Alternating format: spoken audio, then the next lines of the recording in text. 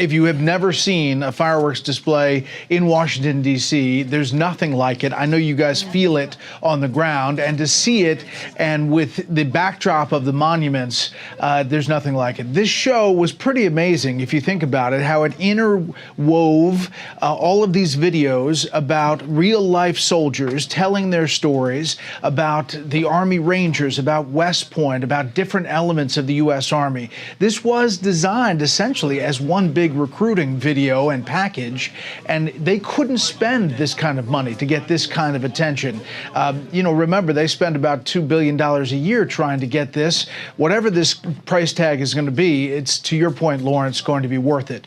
250 years, the U.S. Army has fought, bled, and died for America, and this is what this day was about. Everybody talks about it, and the critics said this was about President Trump's birthday, only mentioned a few times. I think some of the soldiers sang happy birthday, but this was about the U.S. Army's birthday. And you come away from this night, I think, with a look at the history of the U.S. Army, a patriotic look at the country. I will say, I'd be remiss if I didn't mention, as I watched those fireworks, this is a dangerous time around the world. That's right. And in the Middle East, there are real fireworks and real missiles and an Iron Dome that is trying to protect Israel. And it's happening even as we speak right now. It's a dangerous time. The president has said he wants to protect America with peace through strength, build up the military. But there's a lot of people in our country that are worried as they look overseas that we may be drawn into something overseas. So that's also a backdrop of this night. Right. But to your point, Lawrence and Emily, it was a night of patriotism for America.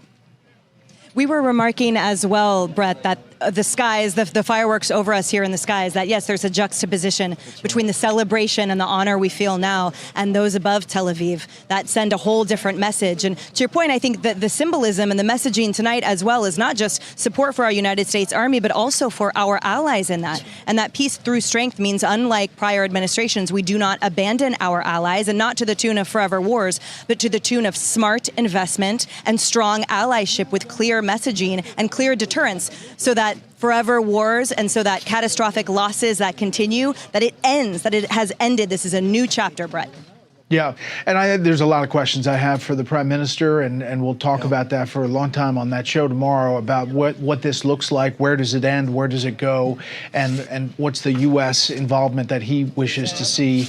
There's a lot of questions there overseas. Tonight, I can tell you that this was really about the soldier, the men and women in the U.S. Army, and I got a lot of messages, as you all did, about the pride that they saw in the 250 remembrance. You know, I told you that I covered the Pentagon for 6+ years, and I traveled overseas a lot. I was embedded with Special Forces a little bit in Afghanistan, and I remember, and just to this point, being embedded and coming to a special forward operating base and filing my story for Fox on the computer, and next to me was this captain who was meeting his child over the earliest days of Skype over the computer. Wow. He was meeting the baby over the computer, and you know, the mom is crying, the baby's crying. I'm crying next door as I'm filing this this story, and I just came away with all those experiences, saying the service and sacrifice of every member of the U.S. military needs to be remembered, and sometimes we forget that. So today was a lot about remembering that when it comes to the U.S. Army and all that they do and all that their families do to keep us safe. You know, Bret, I asked you this question because you have been in the business so long, and you've seen the ups and downs as a country and the politics going back and forth. But am I too naive? Could this be a reset for the country if we allow it to be a reset? I don't think I saw John Fetterman's tweet applauding this parade today and what it meant for the country, not for a political party or anything like that, but if we just take hold to this message of unity, the red, white, and blue, I think we can reset the politics here. Maybe they won't. Maybe I'm naive. Maybe I'm too precocious as this young man on Fox News. But I feel hopeful tonight, Bret. I think there is a lot of hope, and a lot of, the messaging out of tonight was that. But whether people hear it around the country completely, we noted that these No King protests happening in many cities around the country, suggesting that this was an authoritarian display. We don't have a king in the U.S., and in part we don't because the U.S. Army 250 years ago made it so. So there is no king here. And so whether this message and this messaging from today and tonight goes, as you say, Lawrence, and whether it really spreads along that line, we'll see. I do think it sets the table, however, for 2026. Hey guys, I want to show you the rest of this clip. He's going to talk about 2026 and how this is all going to affect that election. First of all, guys, do me a big favor. Hit that thumbs up like button if you're enjoying the video so far. Also, leave me a comment down below. What did you think about the parade? Did you watch it? Did you see what it was? I know all these No King protests were happening all across the country at the same time. What side do you think really took the night as a win? Do you think that the parade was the big win? Or do you think that these No King protests somehow overshadowed what Trump was trying to do by celebrating the 250th birthday of the Army? Anyway, guys, let me know down in the comments what you think. Appreciate everybody for watching. We're going to break this all down, but let's continue hearing what Bret Baier says as he reacts to this parade. And the 250th anniversary of our country, the Declaration of Independence, and all of the events that will lead up to that. This gives you a taste of a lot of the events that we're going to see, and maybe that will break through over time. We'll have to see. And Bret, as we saw 250 years go by decade, and the uniforms of each of the regiments and learning their names that often had to do with battles from World War I or II or the Spanish-American War, that undying glory, as the president said earlier, was reflected in each regiment. And we've talked about as well sort of the failing elements of the school system here in this country. So this was an education in and of itself. And my point is that for the recruitment elements, the U.S. Army represents an incredible opportunity, limitless opportunities for young men and women watching here today. It's not just about the strikers and the Chinooks, although those are very exciting, but it's about the opportunity for young men and women who are seeing the Army and potentially joining the 1.2 million current U.S. Army reservists and active duty. Yeah, we talked about this, that they're meeting and exceeding their recruitment goals, and they met them 4 months early. As you look at some of those helicopters flying over earlier today, and this was a big event for that. I think what you saw today was a look back and then a look forward, and you saw the robots, the dogs walking on the parade route. You saw the drones flying. That is the future of warfare. I mean, there you go, the robot dog, which is a little freaky wild if you think about it, but it's but it is going to be the future of autonomous vehicles and controlled from afar. And our Army and our Navy and our Air Force is going to look a lot different in coming years as all of this technology we tap into, artificial intelligence and other things. Yeah. That said, there's still going to be men and women who are going to be fighters and controlling that, and they're going to be the future. So that's a big part of it today. I really do believe is about the recruitment element of it. And that was the instruction that these America 250 guys told me the president gave them. Guys, if that moved you, if you still feel something when you see the American flag wave, when you hear the sound of fireworks over Washington, D.C., man, do me a big favor, guys. Hit that thumbs up like button right now. It helps more people see this message. Okay, let's break this down.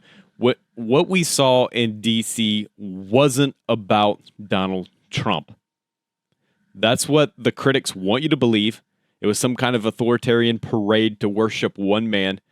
No.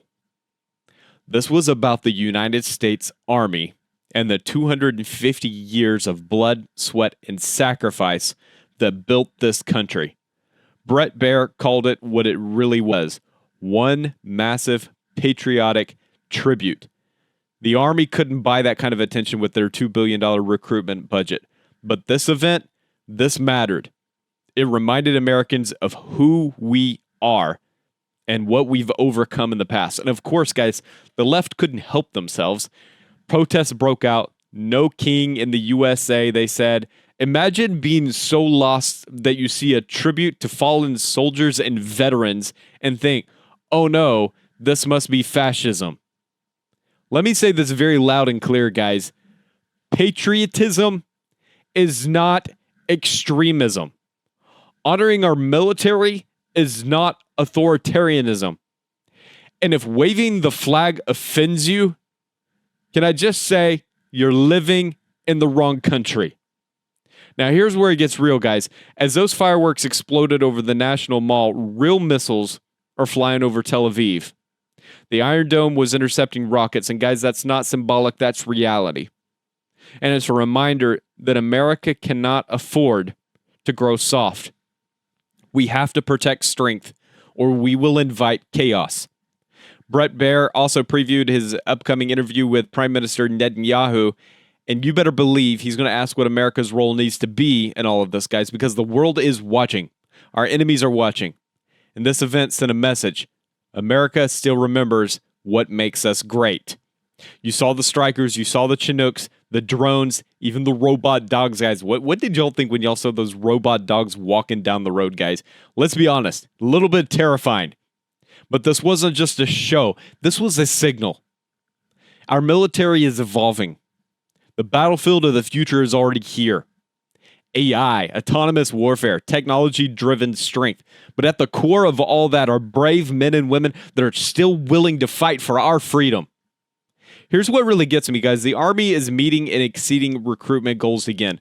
4 months early. That doesn't happen by accident. That happens when people, young people, see something that's worth fighting for. And that's what this event gave us. It gave us a vision. It gave us a future. It gave us a reminder. This wasn't just about history.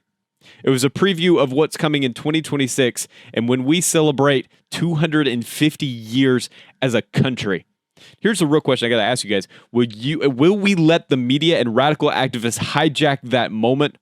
Or will we reclaim it? Loud, proud, unapologetically American, guys. If you feel what I'm saying right now, do me a big favor, guys. Hit me up in the comments down below. Was this event a turning point? Or will the haters try to erase the meaning behind it? Guys, I want to hear from you. Let me know what you think.